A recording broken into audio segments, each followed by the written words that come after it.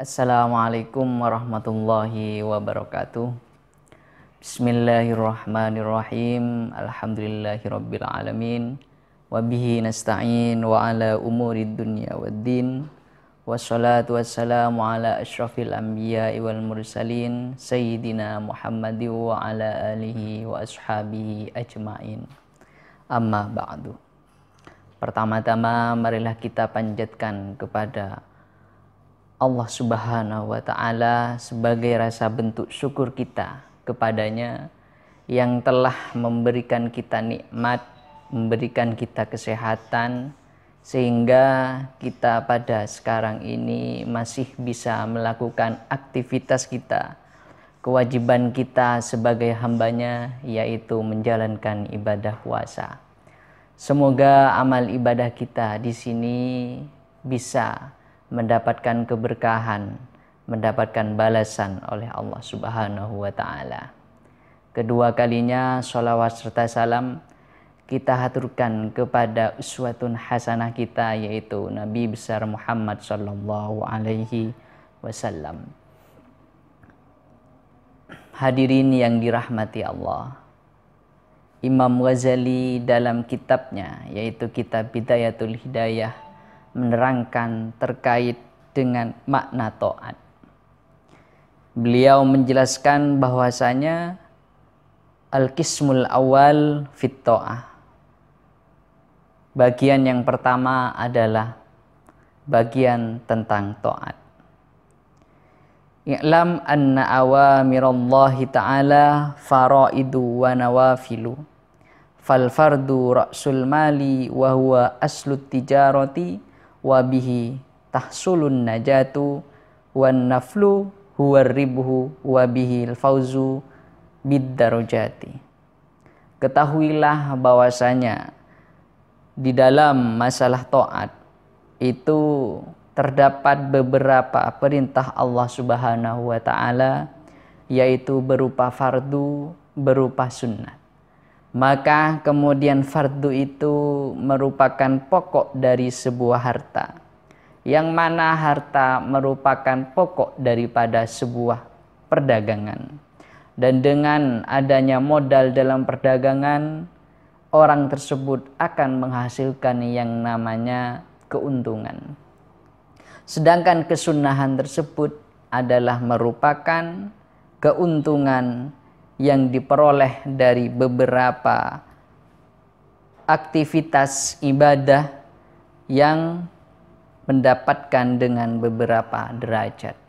Maka dapat kita simpulkan bahwasanya taat merupakan menjalankan terhadap apa-apa yang diperintahkan oleh Allah Subhanahu wa Ta'ala. Perintah dapat berupa kefarduan, dan kefarduan ini merupakan pokok daripada kehidupan kita. Kalau seumpamanya kita ingin selamat di dalam dunia ini, maka haruslah kita kerjakan apa yang menjadi kewajiban kita. Dan kalau seumpamanya ingin mendapatkan sebuah derajat yang diberikan oleh Allah, maka hendaknya kita harus melakukan terhadap kesunahan-kesunahan yang juga merupakan perintah daripada Allah Subhanahu wa Ta'ala. Fardu dan kesunahan merupakan suatu ibadah yang harus kita lakukan secara seimbang. Kita tidak boleh melaksanakan kesunahan terlebih dahulu dengan mengesampingkan terhadap kefarduan yang diperintahkan oleh Allah Subhanahu wa Ta'ala. Para pakar menjelaskan bahwasanya taat mensyaratkan beberapa definisi.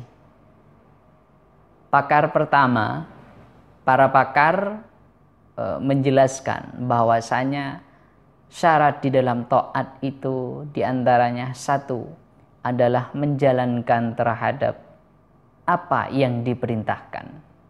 Kemudian menjalankan pada saat diperintahkan atau pada waktu yang diperintahkan. Kemudian menjalankan apa yang diperintahkan dengan senang hati. kita bisa dikatakan taat apabila kita melaksanakan semua perintahnya Allah Subhanahu wa Ta'ala. Kita dapat dikatakan taat apabila kita melaksanakan apa yang diperintahkan pada saat ini juga. Contohnya adalah kita melakukan ibadah puasa.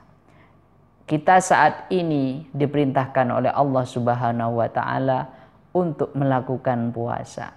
Maka kita melaksanakan pada saat perintah itu datang, yaitu melaksanakan ibadah puasa, merupakan ketaatan bagi kita semua. Oleh karena itu, maka kalau seumpamanya kita melaksanakan terhadap suatu bukan pada saat diperintahkan, misalkan duhur dilaksanakan di waktu asar, asar dilaksanakan di waktu maghrib, maka itu bukanlah termasuk ketaatan kepada Allah. Begitu juga kalau seumpamanya kita melaksanakan ibadah, itu harus melaksanakannya dengan senang hati. Jadi kita melaksanakan ibadah tidak dengan senang hati, dengan rasa riya kepada orang lain, maka itu tidak mencerminkan taat kepada Allah Subhanahu wa Ta'ala. Kemudian kalau seumpamanya kita ingin dipatuhi oleh orang lain, ada sebuah kata-kata. Kalau Anda ingin dipatuhi oleh orang lain, maka perintahkanlah terhadap yang di bawah Anda sesuai dengan kemampuannya. Kita kalau seumpamanya ingin dipatuhi oleh orang lain, kita tidak boleh menyuruh terhadap anak kecil misalkan untuk mengangkat beban yang melebihi 100 kilo misalkan, 10 kilo sampai 100 kilo. Maka itu tidak sesuai dengan kemampuan yang mereka punya. Jadi kalau seumpamanya kita mau dipatuhi oleh orang lain, maka hendaklah kita memperkerjakan terhadap orang yang di bawah kita sesuai dengan kemampuannya. Hal ini disesuaikan dengan apa yang difirmankan oleh Allah Subhanahu wa Ta'ala, la yukallifullahu nafsan illa usaha. Bahwasanya Gusti Allah tidak membebankan terhadap para hamba-hambanya kecuali apabila dia dalam keadaan mampu.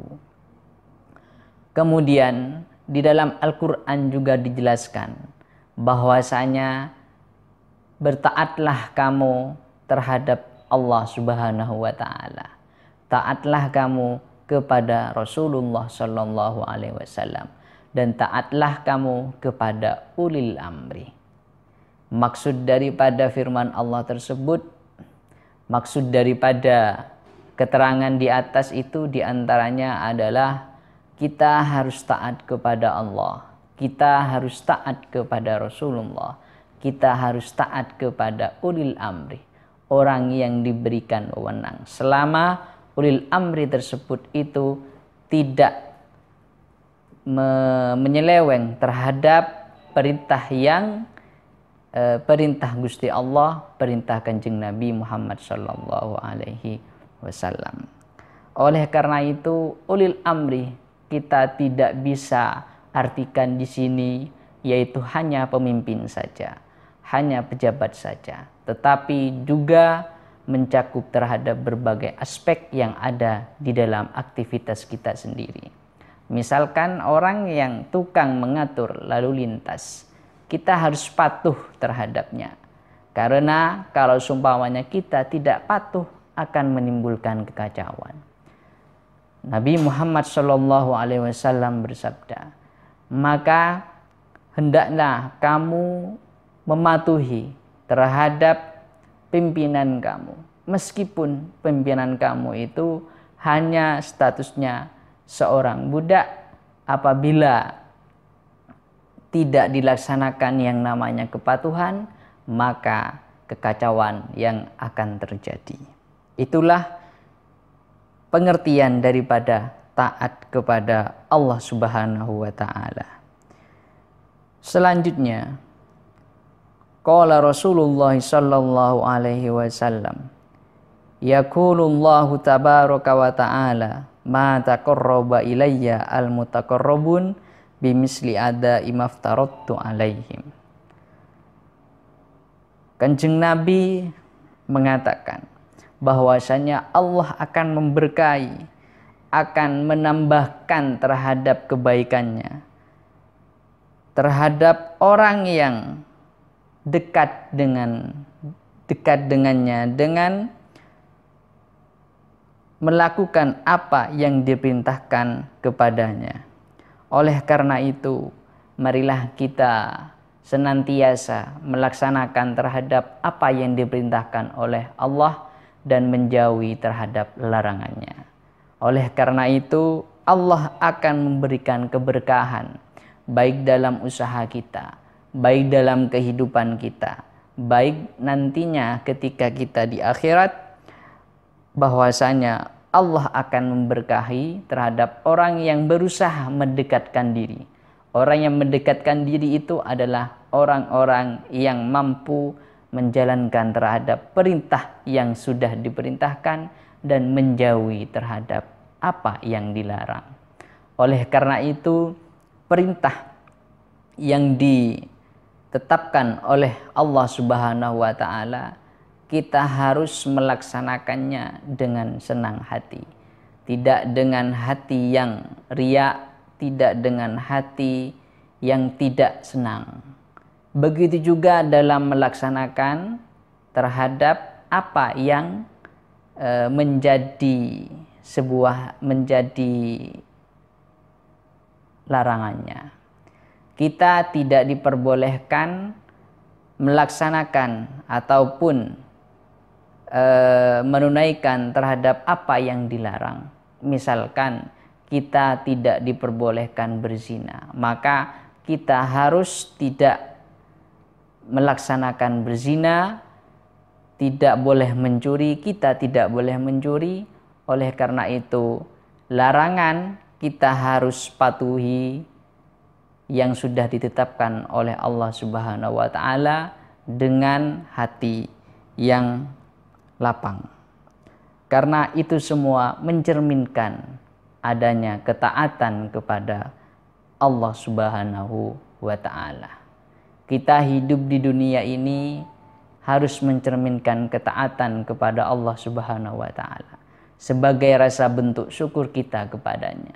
Karena kita hidup di dunia ini, kita diciptakan, kemudian kita diberikan kehidupan, diberikan nafas, diberikan mata, diberikan hidung, diberikan tangan, dan diberikan kaki untuk melakukan aktivitas sehari-hari.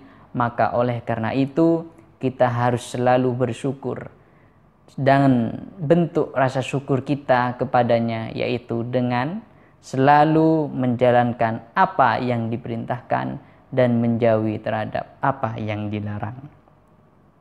Kemudian Kanjeng Nabi melanjutkan terhadap apa yang disabdakan, wala yazalul abdu yataqarrabu ilayya bin nawafil hatta uhibbahu, bahwasanya Allah tidak akan memalingkan terhadap hambanya bagi mereka yang selalu mendekatkan diri kepadanya dengan beberapa kesunahan, sehingga Allah akan mencintainya. Dari hadis ini dapat diambil kesimpulan bahwasanya antara kefarduan dan kesunahan itu harus seimbang. Jadi Allah akan memberikan keberkahan bagi mereka yang mendekatkan diri dengan kefarduan, dan Allah tidak akan memalingkan terhadap wajahnya bagi para hamba-hambanya yang mendekatkan diri dengan beberapa kesunahan, sehingga Allah akan mencintai terhadap hamba tersebut. Faidza ahbabtuhu kuntu sam'ahu alladhi yasma'u bihi wa basarahu alladhi yubsiru bihi wa lisanuhu alladhi yuntiku bihi wa yadahu alladhi yabtisu biha wa rijlahu allati yamshi biha. Maka oleh karena itu, apabila orang tersebut sudah dicintai oleh Allah Subhanahu wa taala, maka Gusti Allah akan mendengarkan terhadap apa yang dikatakannya dan melihat terhadap semua aktivitasnya dan mendengar terhadap apa yang diucapkannya dan mempertimbangkan terhadap tangan yang digunakan untuk memohon kepadanya dan mempertimbangkan terhadap kaki yang dipergunakan untuk berjalan sehari-hari. Oleh karena itu, maka kita harus melaksanakan apa yang diperintahkan oleh Allah Subhanahu wa taala, yaitu dengan cara melaksanakan apa yang menjadi kewajiban kita. Kewajiban sudah dijelaskan dalam rukun Islam, yaitu mulai dari syahadat, kemudian dilanjutkan dengan sholat, dilanjutkan dengan zakat, dilanjutkan dengan puasa, dan dilanjutkan dengan ibadah haji. Itu semuanya harus kita kerjakan sesuai dengan kemampuan kita sebagai manusia dan sebagai cerminan bahwa kita adalah hamba yang dapat bersyukur kepadanya. Akan tetapi dalam masalah ibadah, kita harusnya selalu memperhatikan terhadap niat kita sebagai hambanya dalam melaksanakan ibadah. Oleh karena itu, barang siapa yang beribadah kepada Allah Subhanahu wa taala, maka hendaknya dia harus memperhatikan terhadap niat yang akan dia lakukan dalam melaksanakan ibadah. Dalam Ta'limul Muta'allim dijelaskan pula bahwasanya sebenarnya amal dunia menjadi ibadah, menjadi amal akhirat apabila dia melaksanakan ibadah tersebut diiringi dengan niat yang baik. Dan juga dia apabila melaksanakan ibadah ukhrawi yang bersifat akhirat, kemudian bisa menjadi amal dunia apabila dalam kehidupannya tersebut niatnya dipergunakan untuk tidak dalam kebaikan. Oleh karena itu, kita melaksanakan ibadah sholat, kita melaksanakan ibadah puasa pada saat ini, hendaklah kita niatkan niat karena murni karena Allah, jangan niatkan untuk sifat riya kepada manusia. Itulah yang mencerminkan kita dalam melaksanakan perintahnya dan menjauhi terhadap larangannya. Oleh karena itu, marilah kita semua melaksanakan taat kepada Allah Subhanahu wa taala, yaitu mencerminkan apalagi di dalam bulan puasa sekarang ini, marilah kita tingkatkan ibadah kepada Allah Subhanahu wa taala. Demikian materi pertama, yaitu tentang taat. Kurang lebihnya kami mohon maaf. Wal afu minkum. Wassalamualaikum warahmatullahi wabarakatuh.